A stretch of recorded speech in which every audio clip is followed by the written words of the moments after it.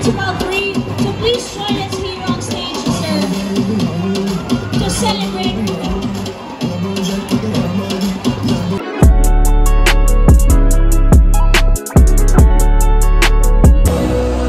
Okay, good morning. Another day na napod mi diri sa may City Gym para sa last day sa Senior High Expo 2025. Na si JP diri guys.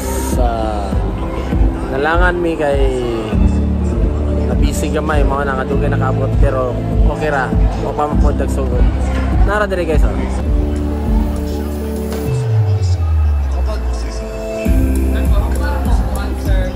Supervisor in ESP, Dr. Yvonne Avila, no? So, she is with us for this morning's career guidance orientation. Palihog.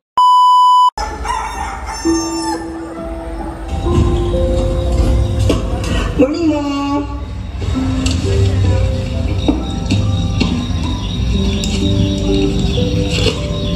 Sayo pa lang sa buntag, umatan na to kay magpabarter og bingka sa basakan. Ako ang magpasan og binartiran na umay pagbalik. And promoting inclusivity. With over 8 billion users worldwide, TikTok offers unmatched access to diverse audiences, thus promoting inclusivity. Activists and advocates can create short, engaging videos to highlight issues, ensuring their message responds across borders and demographics. According to the Yellowhead.com, a trusted research site, TikTok has more than 2 billion active monthly users. As per the data, social media. The government side claims that TikTok is a powerful platform for raising awareness and promoting inclusivity, but this argument is built on a... It also didn't show any negative effects. Another one by also Amnesty International in March 2020. A news report stated a barangay official from Santa Cruz, Laguna are facing charges after detaining curfew violators. Violators in a dog cage, followed by a police officer caught video. Reno Balaba. Each debater is expected and allowed to speak and build their cases within 7 minutes. After 1 minute, the timekeeper will raise the board to signal. Grant us joy to gain new insights and commitment to share the knowledge to others who may also benefit from this. Grant us wisdom that we may fully understand the purpose and significance of this learning intervention. Keep us, O Lord, in your hallowed hands, for we put our...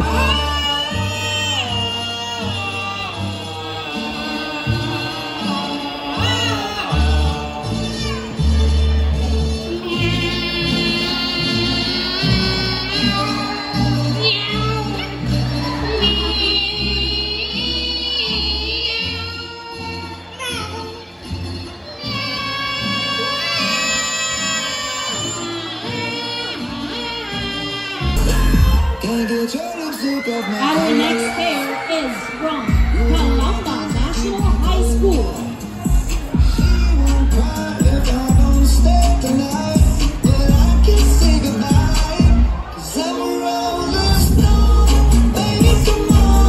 Ladies and gentlemen, we have Andre A. Morencio and Mary Therese P. Havenas.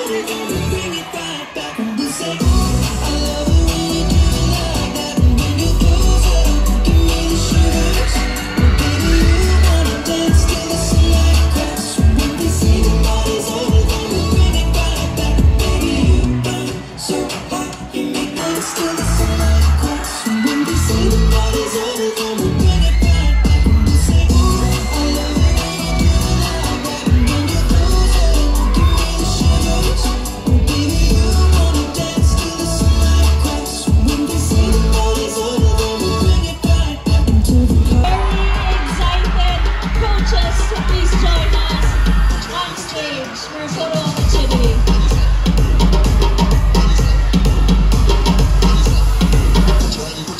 Congratulations! Joining Bishop Hayden Institute, ladies and gentlemen, the first placer for the female category goes to first runner-up is from Northern Mindanao.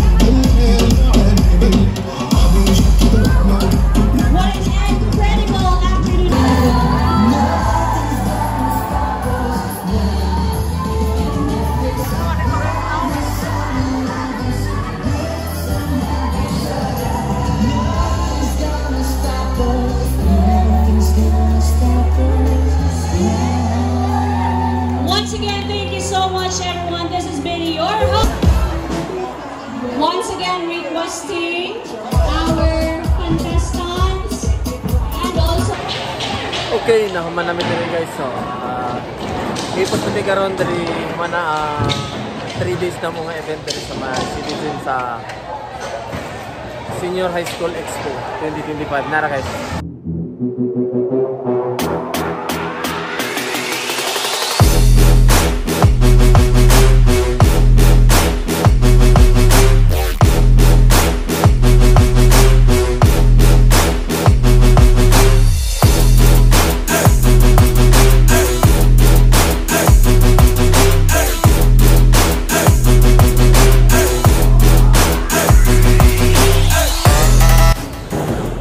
Okay, manami diri ready na ta magkarga na sa gawas guys. Paggawas na ni Ming. Nene na nag-exit guys. Kay napa mi lain nga set up. Okay.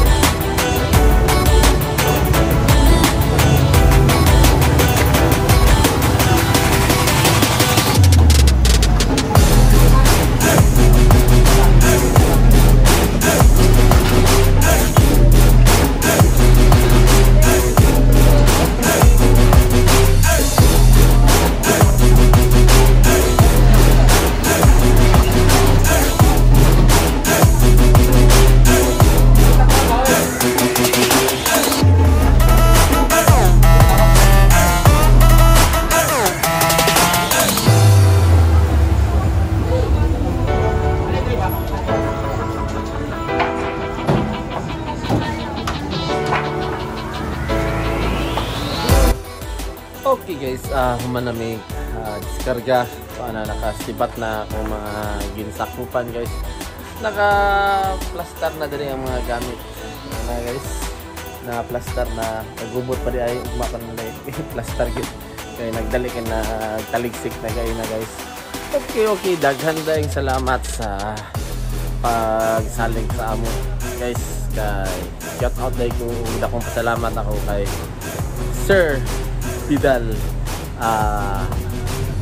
sa Division of Cabadbaran City guys. Sa kay Sir Titoy, Sir, salamat sa inyo. Sir Ryan Doltra, salamat sa inyong pagsalig. Kay Sir James Rino, salamat sa tanan. Ayaw mong kalimot guys sa pag-follow, like and share, subscribe sa akong Facebook o YouTube account. Okay, salamat.